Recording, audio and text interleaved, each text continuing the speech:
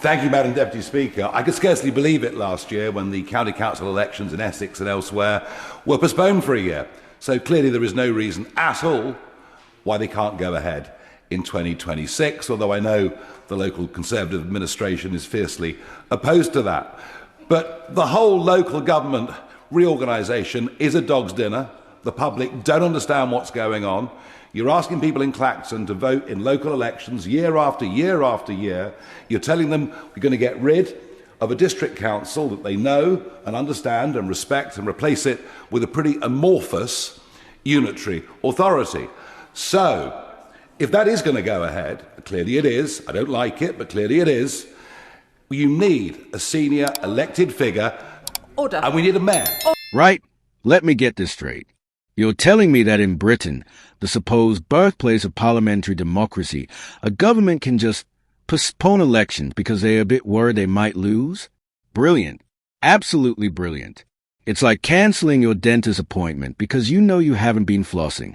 Except instead of your teeth rotting, it's democracy that's getting a proper kicking. And Nigel Farage, well, has had enough. He's lawyered up and is taking Starmer's government to court. This is a political equivalent of, see you in small claims court. Mate, except the stakes are considerably higher and the small claims are actually massive democratic principles. Before we dive into this constitutional car crash, quick favor.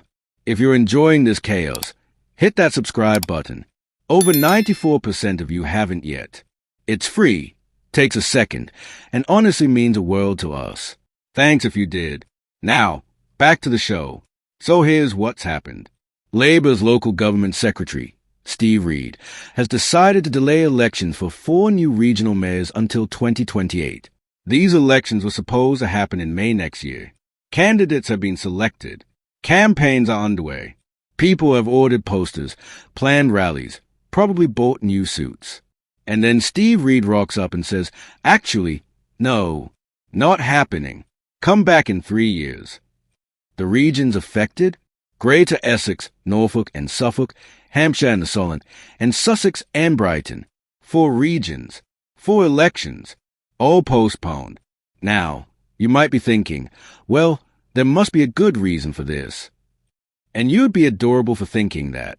The official explanation from Steve Reed is that he wants to allow time for changes to local councils to be completed, which sounds reasonable until you realize that local leaders had already worked with the government to agree on creating these new regional authorities. It's like inviting everyone to your wedding, booking the venue, choosing the cake, and then canceling 2 weeks before because you haven't finished decorating the house. Mate, people have made plans. But here's where it gets properly suspicious. An analysis by Electoral Calculus, a polling website, found that Reform UK was most likely to win all 4 of these elections. All 4. That's not a coincidence. That's not bad luck. That's a pattern. And Nigel Farage has spotted it from a mile away. He has called it electoral fraud, which is strong language. But when you look at the facts, it's hard to argue it's completely off base. Farage announced that Reform UK is pursuing a judicial review against the government. They've instructed a King's Counsel, which is a senior barrister for those not versed in legal rankings, to examine whether the government's decision was even legal. A party source said they believe they have a strong chance of getting a court to look at the case. And honestly, can you blame them? If you were leading a party that was about to win 4 regional mayoralties and the government suddenly pulled the plug, you'd be livid. You'd be more than livid. You'd be on the phone to every lawyer you could find.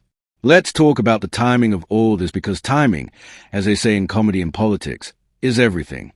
These elections were supposed to be held under the traditional first-past-the-post system. You know, the one Britain has used for centuries. Simple, straightforward.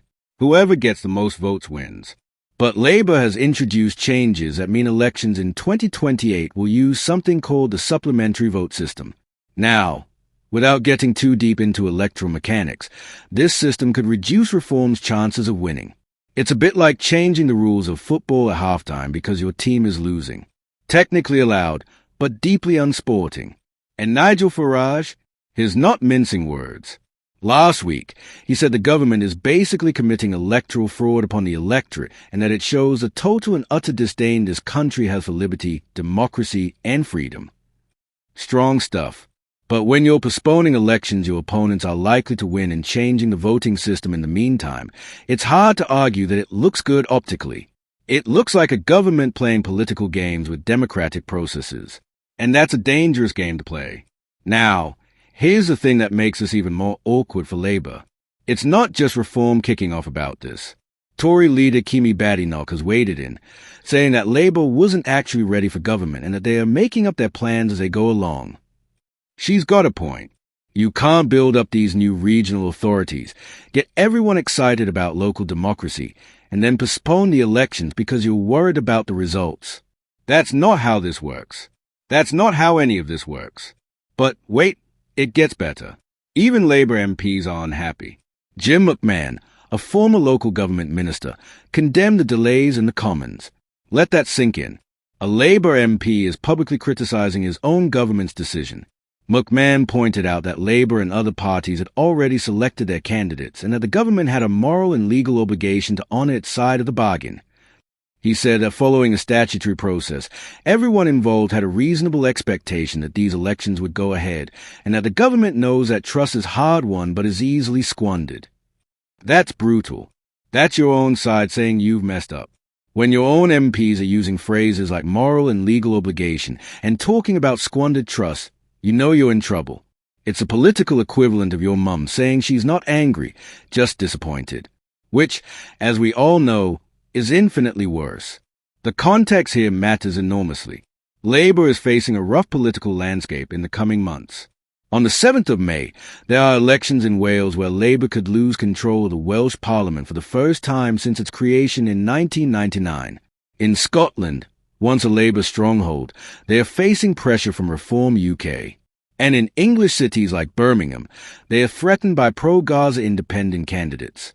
Labour is looking at potential losses across the board.